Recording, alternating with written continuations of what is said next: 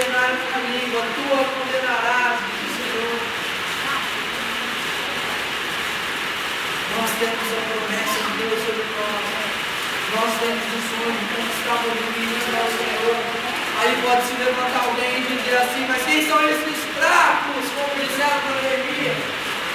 Para querer conquistar alguma coisa, quem são eles? Nós somos representantes de Deus vivo na terra. Amém. Vem lá Golias diante de Davi e fala para Davi, porventura eu sou um cão, porventura eu sou um cachorro, para você vir contra mim com uma pedra na mão, para você vir querer lutar contra mim com pedras. Aí Davi olha para o Golias e fala assim, tu vem contra mim com varapaus e com lança, mas eu vou contra ti em nome do Senhor dos Exércitos. Glória a Deus.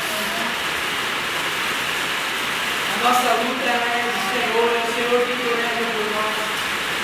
Então eu gostaria de encerrar essa ministração dizendo para você, cuidado sim, todo cuidado é pouco. Os inimigos vão tentar matar os seus sonhos, matar os seus planos, matar os seus objetivos, mas se a sua vida estiver nas mãos do Senhor, todos os planos do inimigo contra nós serão frustrados e nós vamos alcançar os sonhos de Deus na nossa vida.